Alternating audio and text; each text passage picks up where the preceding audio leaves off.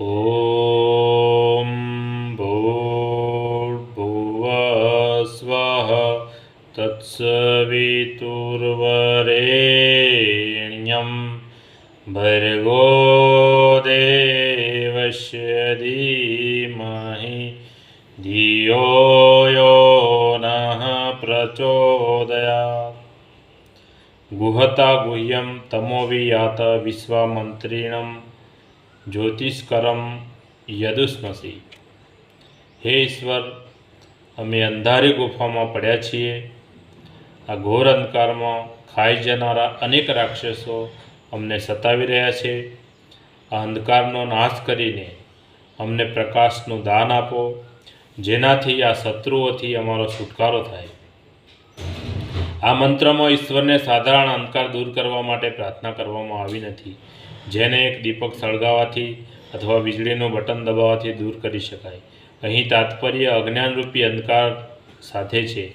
આપણે ચારે બાજુથી અજ્ઞાનથી ઘેરાયેલા છીએ। એમાં કામ, ક્રોધ, લોભ, મોહ, સ્વાર્થ વગેરે આપણા આત્માને પતનની ખાઈમાં નાખવા માટે પ્રયત્નશીલ હોય છે। આપણે પોતાનું કે સંસારનું ભલું કરી શકતા નથી। ભગવાને આપણા પાછલા જન્મના પુણ્ય કર્મના ફળ સ્વરૂપે આપણને આ મનુષ્ય શરીર આપ્યું છે। બડે ભાગ માનુષ્ય તન પાવા।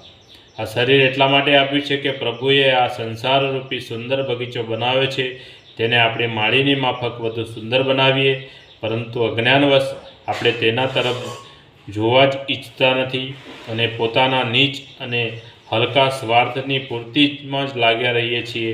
નિરંતર લોભ, મોહ અને કામની પૂર્તિ કરવા તાણાવાણા વણીએ છીએ અને તેમાં અડચણ આવતા ક્રોધ કરીએ છીએ। પુત્રેષણા, લોકેષણા અને વિતેષણા સિવાય આપણને બીજું કાંઈ દેખાતું જ નથી। સંસારમાં જે કાંઈ છે તે બધું મને મળવું જોઈએ, બીજા ભૂખ્યા મરે તેની મને કોઈ ચિંતા નથી। સ્વાર્થ પૂર્તિ માટે આપણે આંધળા થઈએ છીએ। આપણી ચારે બાજુ એટલી ઊંચી દિવાલ ઊભી કરી લઈએ છીએ કે પરમાત્માનો દિવ્ય પ્રકાશ આપણા સુધી પહોંચી શકતો નથી।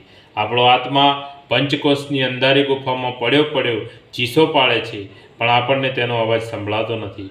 તે દિવ્ય પ્રકાશથી જ આપણે આપણા આત્માને જોઈ શકીએ છીએ, તેનો અવાજ સાંભળી શકીએ છીએ અને આત્મા તથા પરમાત્માના મિલનના દિવ્ય અવલોકનને ચારે બાજુ ફેલાવી શકીએ છીએ। આત્મજ્યોતિના પ્રકાશથી આગળ હજારો સૂર્યની જ્યોતિ પણ ફીકી પડી જાય છે। તમસોમાં જ્યોતિર્ગમમ અસતોમાં સદગમય। અજ્ઞાનનું અંધારું જતું રહેતા સત્યની જ્યોતિ મારા જીવનને પ્રકાશિત કરે। મૃત્યુર્મામ અમૃતંગમય। આપણે મૃત્યુથી અમરતા તરફ આગળ વધીએ। સત્ય જ્ઞાનની પ્રાપ્તિ થવાથી જ માર્ગમાં અવરોધ ઉત્પન્ન કરનારા રાક્ષસોને ઓળખવા શક્ય બને છે।